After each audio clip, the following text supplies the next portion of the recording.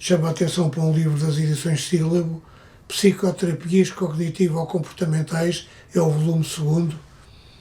Os autores são Telmo Mourinho Batista e David Dias Neto, e este livro analisa a situação das perturbações e o funcionamento dos grupos específicos.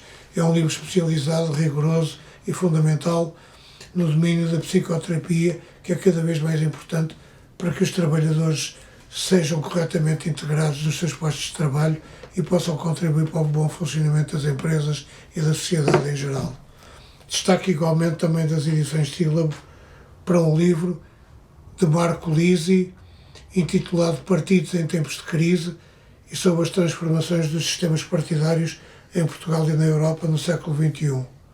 O autor é professor associado com a agregação do Departamento de Estudos Políticos da Faculdade de Ciências Sociais e Humanas da Universidade Nova de Lisboa e analisa o funcionamento dos partidos e os equilíbrios que os partidos em atos eleitorais e em toda a dinâmica que os envolve e enquadra, desenvolvem para que a mensagem e o próprio voto cheguem a um número cada vez mais alargado de pessoas.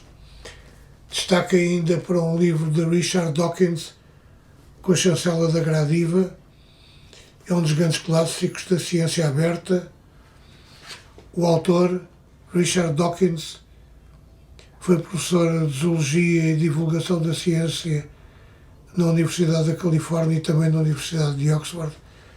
O Gene Egoísta é um livro fundamental para quem se interessa por ciência e pelos lados evolutivos e analíticos da ciência, observados com rigor e grande exigência. Um livro a não perder, O Gene Egoísta, que é o homem do Neandertal em busca dos genomas perdidos, é a história de uma moderna descoberta científica.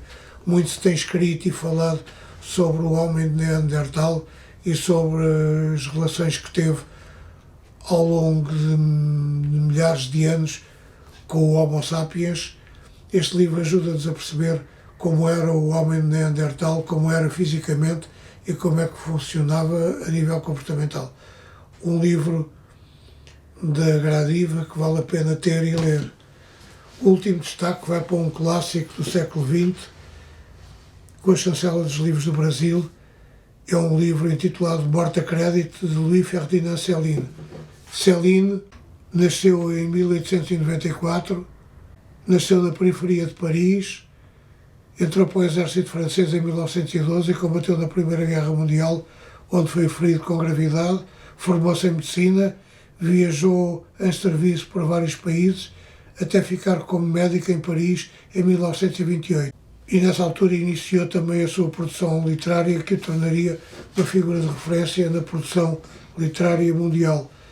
Dizem os especialistas no lado comparativo da literatura que ele influenciou de uma forma marcante Henry Miller, Charles Bukowski e Patrick Modiano.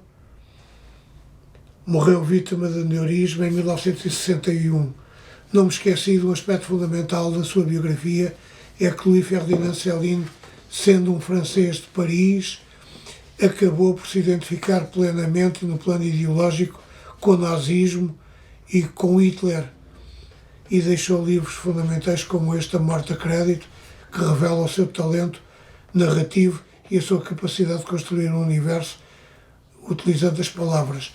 É um livro fundamental que permite conhecer a sua obra e também a sua movimentação, que no plano biográfico justifica a sua fuga para territórios ocupados pelos nazis já perto do final da guerra e depois o seu regresso a Paris, onde viveu numa vivenda pela qual já passei numa visita a Paris para perceber as condições em que este homem vivia, afastado do grupo criativo da literatura e marcado sempre pela sua ligação ideológica, estrutural e profunda ao nazismo, identificando-se com Hitler e sendo um francês da França ocupada.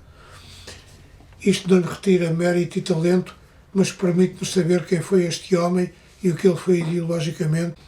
Morte a Crédito é um dos seus textos fundamentais que vale a pena ler ou reler para percebermos bem quem foi Louis Ferdinand Céline e o que ele escreveu.